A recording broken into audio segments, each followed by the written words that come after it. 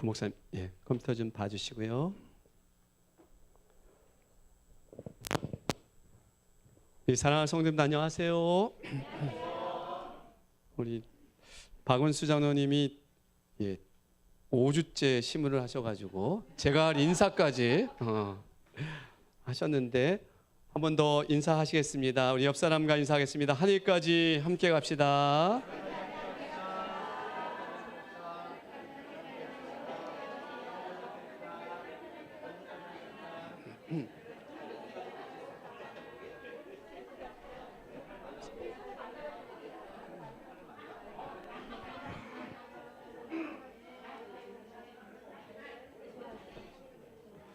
감사합니다.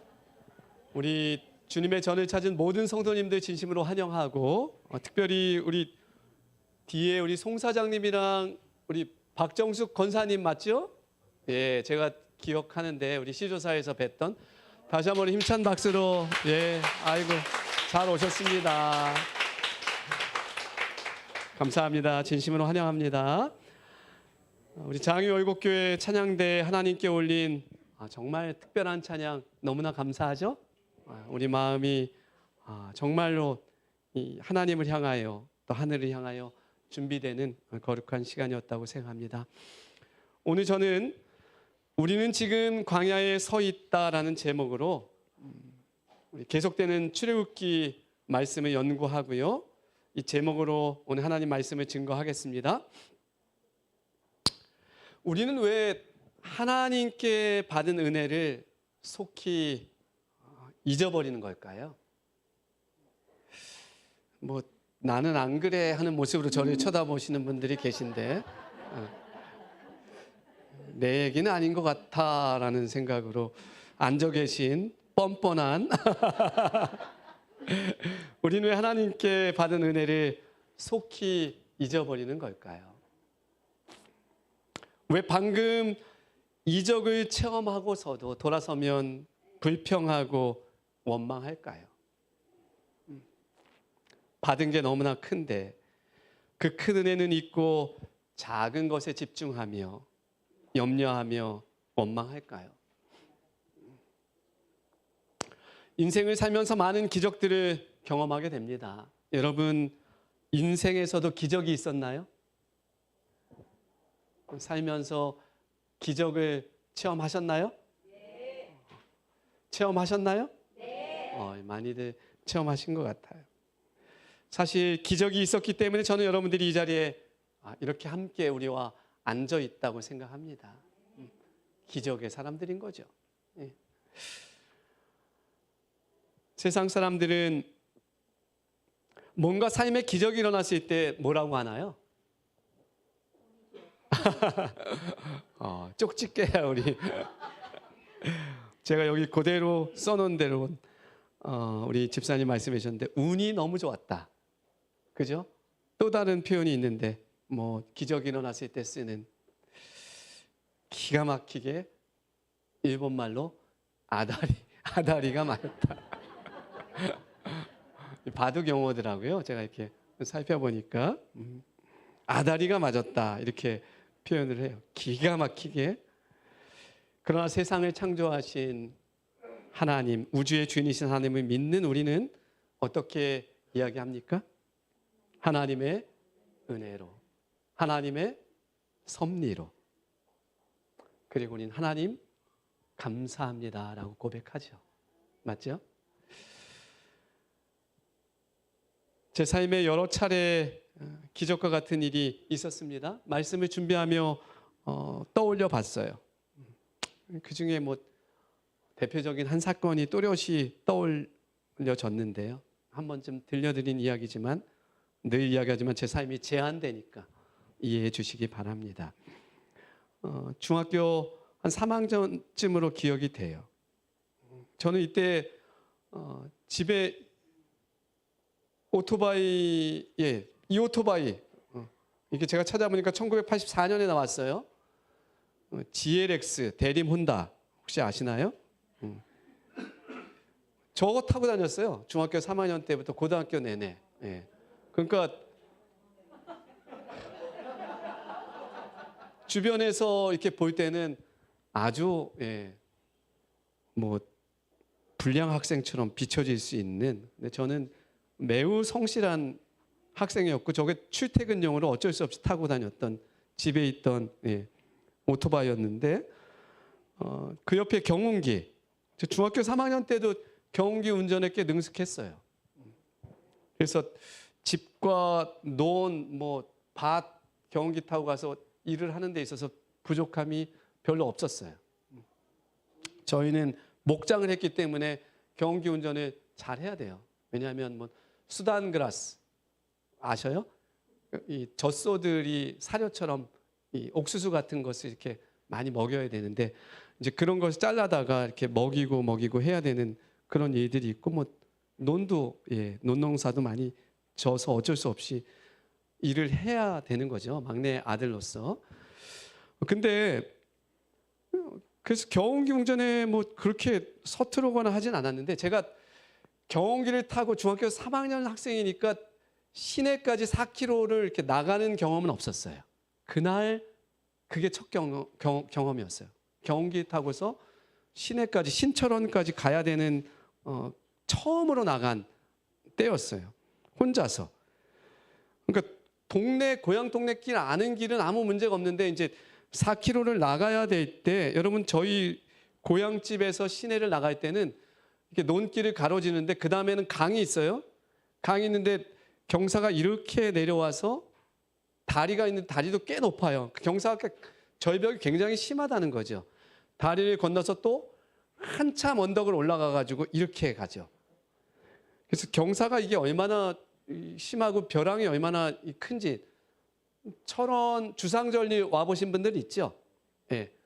저희 동네는 다 그런 절벽이에요. 그러니까 밑에서 보면 막 몇십 미터 절벽이죠. 근데 그렇게 가야 하는데 거기가 위험해요. 왜냐하면 저희 큰형 친구는 아빠랑 같이 이렇게 운전을 하다가 연습이었죠. 사실 그 벼랑에서 떨어졌어요. 떨어져서 아버지는 살고 그 형님은 목숨을 잃었어요. 그 정도로 그 정도로 위험한 곳이에요. 저도 경운기를 이제 타고 내려가는데 그 경사를 내려가는데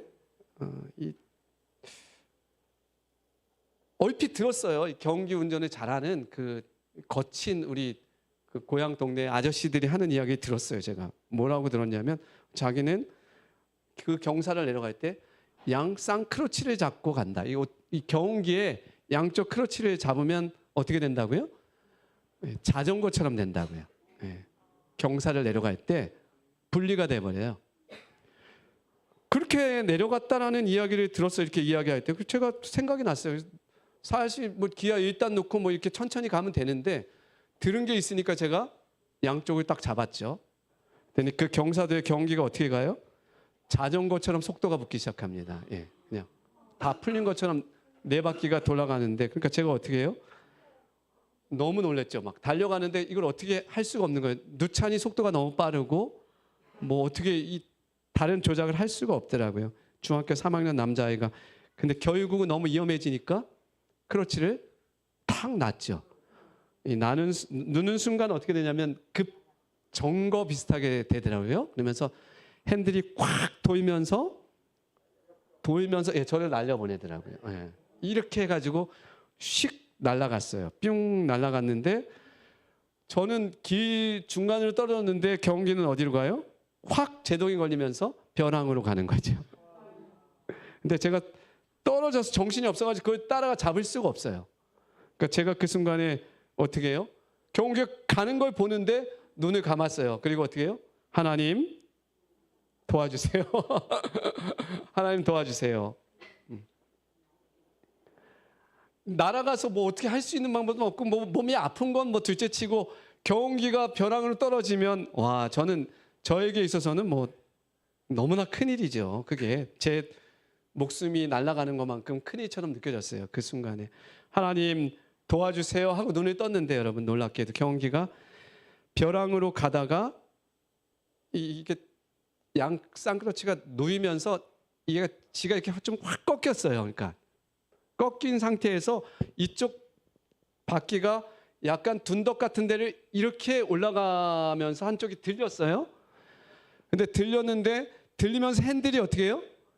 바닥을 찌면서 텅텅텅텅 시동이 걸려 있는데 그 벼랑 앞에서 경기가 혼자 서 있어요.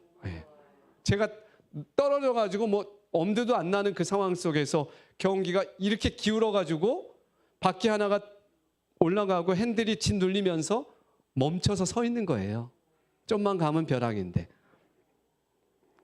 제가 얼마나 놀래면서 쫓아가서 다시 이제 어떻게 해요? 뭐 이렇게 땡기고 후진해가지고 겨우겨우 뒤로 후진해가지고 그 길에 세워놓고 제가 어떻게 했을까요? 정말 덜덜덜덜 떨리는데, 중학교 3학년 남자아이가 덜덜덜 떨리는데 거기 앉아서 하나님께 막 바들바들 떨면서 하나님 감사합니다. 하나님 감사합니다. 여러분, 그 순간에 제 마음에 무슨 운이 좋았다, 무슨 아다리가 맞았다, 이런 생각이 떠올랐을까요? 안 떠올랐을까요? 전혀.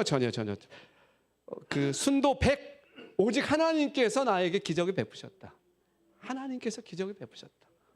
어떻게 동동동동 거리면서 시동 꺼진 것도 아니고 그 경기가 기아가 들어가 있는 상태로 서 있을까요? 멈춰 서 있을까요? 얼마나 정말 하나님께 기도가 나오고 감사하다. 하나님 감사하다. 사실 이런 일들을 살면서 뭐 여러 차례 경험했습니다. 경험했어요. 살아계신 하나님을 만나는 그런 순간들이 있었어요. 그런데 시간이 지나면 어떻게 돼요? 잊고 또 잊고, 지가 잘나서 오늘을 사는 줄 알고. 우리는 출애굽기를 읽어 나가다 보면 이스라엘의 불신과 배은망덕에 화를 냅니다. 이런 모자란 백성 같으니라고, 그죠? 어떻게 하나님의 백성이 이럴 수가 있는가라고 우리는 이야기합니다. 하지만 가만히 돌이켜 보면 그들의 모습이 누구의 모습이에요? 나의 모습이에요. 영락없이 우리 자신의 모습이고 우리가 하는 신앙생활의 모습이에요. 이무라 가즈키오란 일본인 의사가 있었죠. 31세 젊은 나이로 생을 마감하게 됩니다.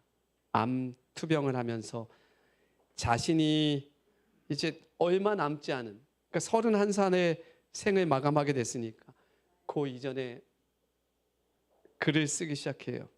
그중에 그 글을 꼭 내 자녀에게는 이 글을 좀 남겼으면 좋겠다. 그 자서전을 쓰는데 그 자서전 안에 들어있는 시인데요. 왜 모두 기뻐하지 않을까? 당연한 사실들. 아버지가 계시고 어머니가 계시다. 손이 2개, 다리가 2개. 가고 싶은 곳을 자기 발로 가고 손을 뻗어 무엇이든지 잡을 수 있고 소리가 들린다. 목소리가 나온다. 그보다 더한 행복이 어디 있을까? 여러분, 이 마음이 전달이 되나요? 그러나 아무도 당연한 사실들을 기뻐하지 않아. 당연한 거라며 웃어버린다. 새끼를 먹는다. 밤이 되면 편히 잠들 수 있고, 그래서 아침이 오고 바람을 실컷 들이마실 수 있고, 웃다가 울다가 고함치다 뛰어다니다가, 그렇게 할 수 있는 모두가 당연한 일. 그렇게 멋진 걸 아무도 기뻐할 줄 모른다. 한번 따라해 보세요. 그렇게 멋진 걸 아무도 기뻐할 줄 모른다. 그 글의 끝자락에는 이렇게 써 있죠. 고마움을 아는 이는 그것을 잃어버린 사람들 뿐이다. 당연한 걸. 여러분, 우리가 이곳에 있는 것은 절대 당연한 것이 아니죠. 당연한 일이 아니죠. 우주의 주인이신 하나님의 놀라운 손길과 보호 아래 우리가 이 자리에 앉아 있는 것이죠. 당연한 것이 아니라 너무나 감사한 것이죠. 우리는 우리의 일상이 얼마나 소중하고 감사하며 축복인가를 생각하지 않고 살아갑니다. 우리에게 주어진 소중한 시간들을 아무런 느낌 없이 당연한 것으로 여기며 그렇게 살아간다면 이 시간 우리 모두 회개해야 되지 않겠습니까? 오늘 말씀을 통해서 하나님의 은혜를 소중히 생각하고 감사하는 삶을 살기로 결심하는 그러한 거룩한 시간이 되기를 간절히 소원합니다. 사도 바울은 이렇게 기록합니다. 고린도전서 10장 11절입니다. 다 같이 큰 소리로 읽어보겠습니다. 그들에게 시작.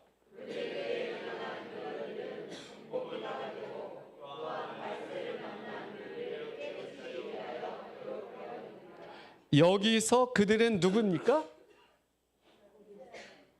그들은 이스라엘 백성인데 언제 이스라엘 백성이에요? 누구 이야기예요? 출애굽한 이스라엘 백성들. 그죠? 그들에게 일어난 이런 일은 본보기가 된다. 말세를 만난 우리를 깨우치기 위하여 기록되었다. 이 전절을 보면 이렇죠. 10절 다 같이 읽어보겠습니다. 그들 가운데 시작. 그들 가운데 어떤 사람들이 원망하다가 멸망시키는 자에게 멸망하였나니 너희는 그들과 같이 원망하지 말아라. 예. 어떤 사람들이 원망하다가 멸망시키는 자에게 멸망하였나니 너희는 그들과 같이 뭐 하지 말라? 원망하지 말아라. 원망하지 말아라. 오늘 깊게 살펴볼 말씀은 출애굽기 15장 이 후반부 말씀인데요.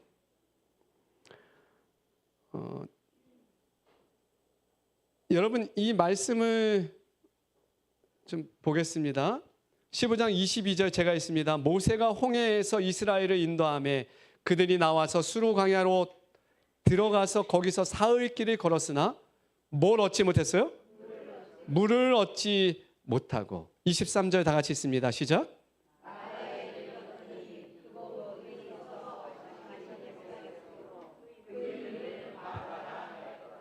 여러분 이 마라 사건 바로 전에 성경은 어떤 사건들을 기록하고 있어요? 성경은 이 마라 사건 바로 전에 어떤 사건을 기록합니까? 지난주에 우리가 배운 이 말씀이잖아요. 13장. 여호와께서 그들 앞에서 가시며 빨간 부분 다 같이 시작. 그들의 길을 인도하시고 그들에게 비추사 낮이나 밤이나 진행하게 하시니 낮에는 구름기둥 밤에는 불기둥이 백성 앞에서 떠나지 아니하니라. 구름기둥 불기둥으로 함께 하신 하나님의 이야기가 적혀 있어요. 구름기둥 불기둥의 이야기가 조금 더 지나오면 더 놀라운 사건이 기록되어 있어요. 어떤 사건이에요? 아니요. 더 놀라운 사건, 더 놀라운 기적, 바다를 가르는 홍해 사건이에요. 홍해 사건. 여러분 마라 전에는 그래서 놀라운 감사와 찬양이 기록되어 있는데 그것은 홍해를 건넜기 때문이에요. 예, 15장 교독해 봅시다. 그들이 정말 감사해서 이렇게 외치는 거죠. 제가 경운기에서 덜덜 떨면서 하나님께 감사했던 그 감사가 여기 나오는데요. 여호와는 나의 힘이요 노래시며 나의 구원이시로다. 그는 나의 하나님이시니 내가 그를 찬송할 것이요 내 아버지 하나님이시니 내가 그를 높이리로다. 여호와는 그가 바로의 병거와 그의 군대를 바다에 던지시니 최고의 지휘관들이 홍해에 잠겼고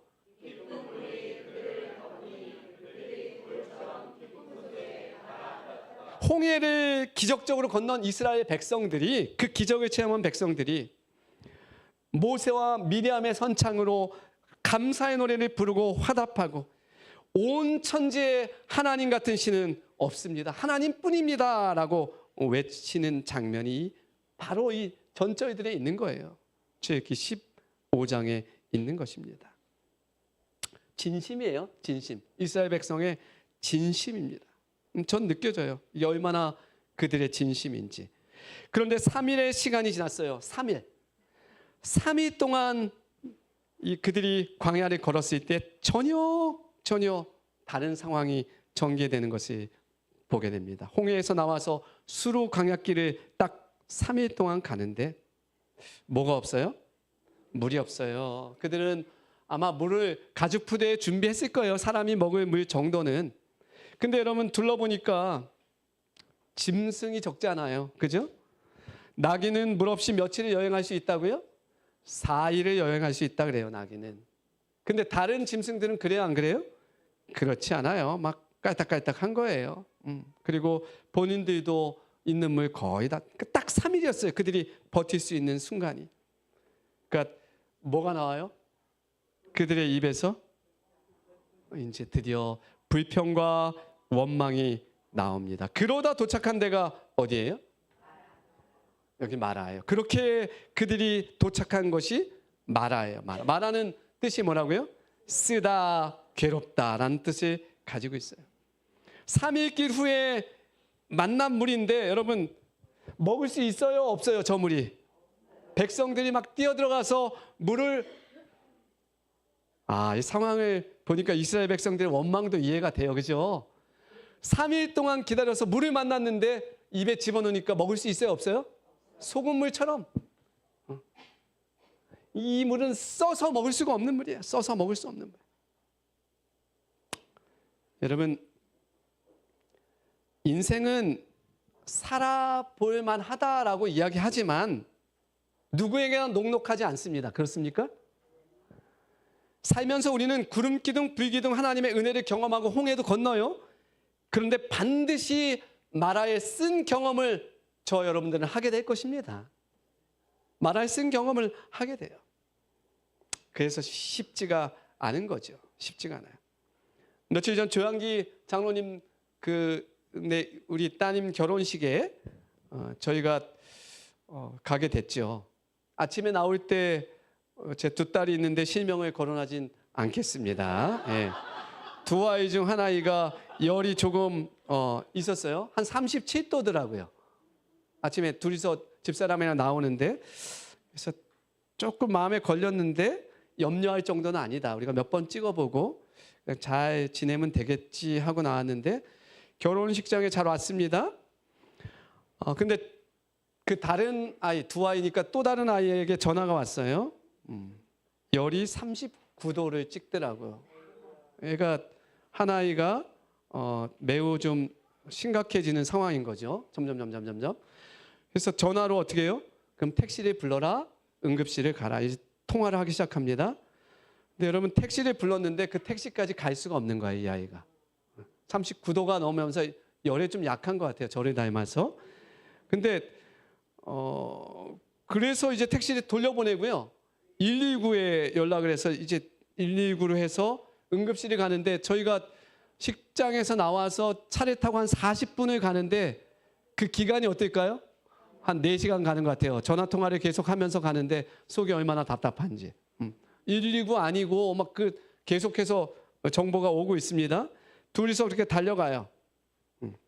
사실 기도하며 그 응급실을 향해서 달려가는데 그 길이 얼마나 먼지. 사람이 얼마나 연약한지. 온도가 2도가 올라가니까 맥을 못 추고 그냥 쓰러지더라고요. 딱 2도가 올라가니까. 예비 간호사면 이 정도는 예측을 했어야 되는데 아쉬움이 좀 있는 부분이죠. 예. 두 아이 중에 누군지는 밝히지 않습니다. 누군지는 밝히지 않아요. 둘 다 뭐 예비 간호사이기 때문에 뭐 여기까지는 밝힐 수 있어요. 예. 염증 수치가 갑자기 올라갔고요. 뭐 바이러스 약간 세균 같았어요. 응급실에서 수액을 맞고 약 좀 타서 먹으면서 바로 떨어지더라고요. 그래서 안정이 돼서 뭐 잘 데리고 나왔습니다. 그래서 우리가 하나님께 얼마나 더 감사하며 살아야 되는지에 대해서 생각해 본 한 날이었어요. 여러분 본문의 말씀 속에서 우리는 몇 가지 교훈을 얻게 되는데요. 출애굽기 15장 24절 말씀 좀 볼게요. 같이 읽어보겠습니다. 여러분 마라를 만나는 장면, 이 물이 없을 때 장면인데요. 백성들이 시작.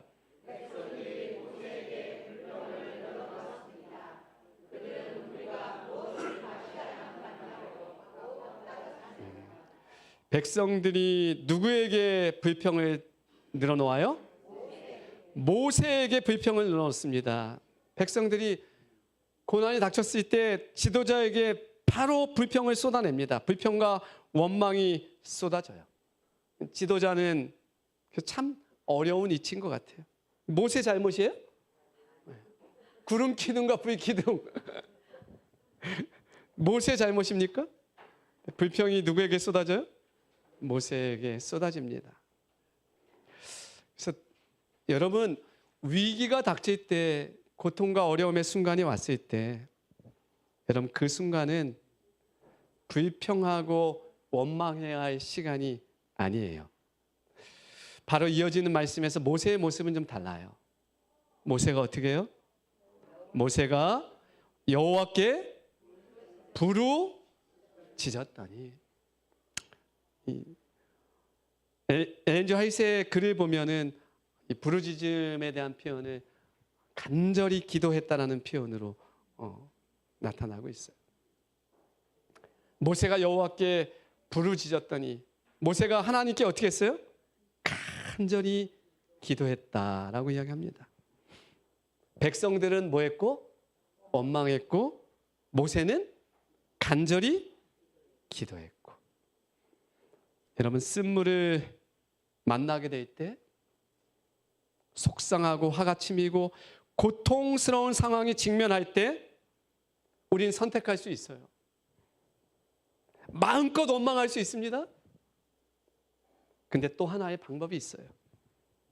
하나님께 부르짖는 거예요. 하나님께 진심을 담아서 기도하는 것입니다.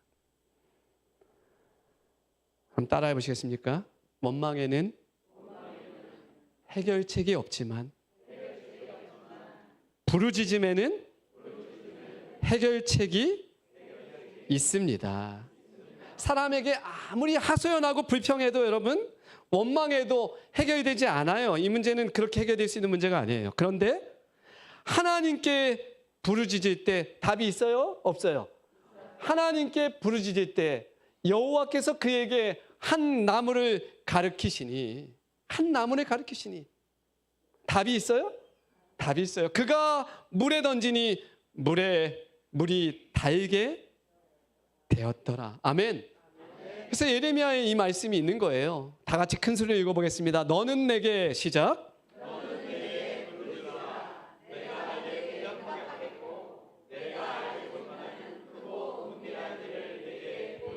아멘. 아멘. 인생길은 신기한 길이에요.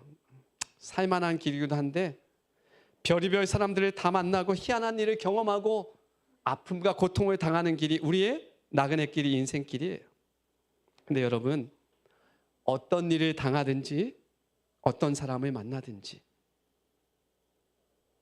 우리 입술에서 불평과 원망이 가득 쏟아지는 것이 아니라 하나님께 부르짖으며 하나님의 놀라운 해결책을 목도하게 되길 바랍니다.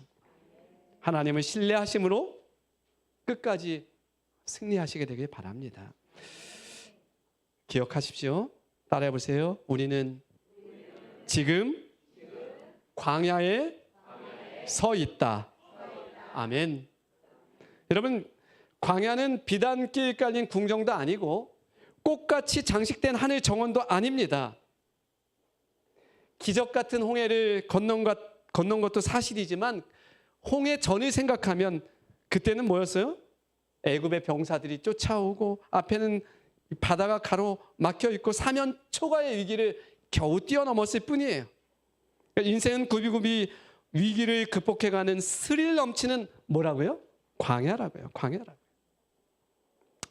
인생이 잘 된다고 너무 우쭐하지 마십시오. 또 안 된다고 너무 어깨 축 처져가지고 낙심하지도 마십시오. 우리 청년들 기억하십시오.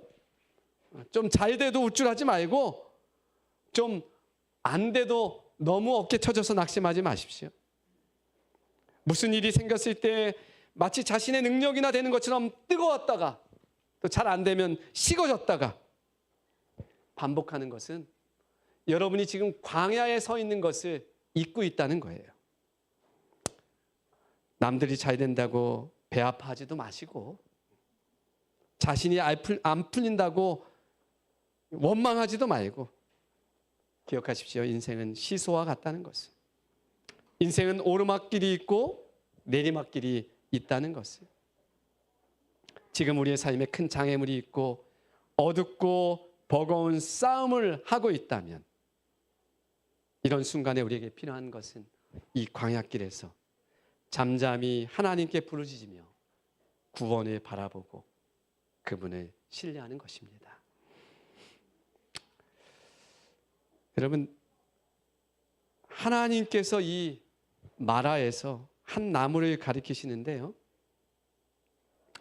다시 한번 읽어볼까요? 모세가 여호와께 시작. 모세가 여호와께 부르짖었더니 여호와께서 그에게 한 나무를 가리키시니 그가 물에 던지니 물이 달게 되었다. 시내 반도 부근에는 진짜 구루크드라는 나무가 있어요. 그래서 그 나무가 물에 들어가면 물이 달게 된대요. 근데 저기 나타나는 말씀은 200만 명의 그 이스라엘 백성들의 목을 축일 만큼의 어떤 물이었음을 보게 돼요. 그래서 그런 나무 자체가 아니었음을 우리는 알게 됩니다. 그럼 뭐죠? 결국 그냥 단순한 나뭇가지를 하나님께서 기적의 도구로 사용하셨다는 거죠. 기적의 도구로. 그리고 그 기적의 나뭇가지는 이 시대를 살아가는 우리에게 무엇으로 비춰지냐면, 무엇을 상징하고 있냐면 십자가, 곧 그리스도를 상징해 주고 있는 것입니다. 결국 우리의 고난은 십자가의 주님을 생각할 때 오히려 감사의 조건으로 바뀝니다. 고난을 당할 때 고난 자체에 너무 집중하지 마시고 우리는 우리가 밟는 모든 고난의 가시밭길을 먼저 걸어가신 주님께 집중하도록 하십시다. 인생의 마라를 지날 때를 위해서 예수님은 우리에게 십자가를 선물하셨어요. 지금 우리는 천국이 아닌 어디에 서 있어요? 광야에 서 있습니다. 광야에. 여러분, 놀랍게도 그들은 이렇게 달게 된 마라에 진을 치지 않았어요. 그들은 조금 더 나아가니까 뭐가 나타났어요? 네. 여러분, 마라에서 엘림까지 약 10km밖에 안 된다 그래요. 네. 같이 한번 읽어봅시다. 그들이 엘림에 시작.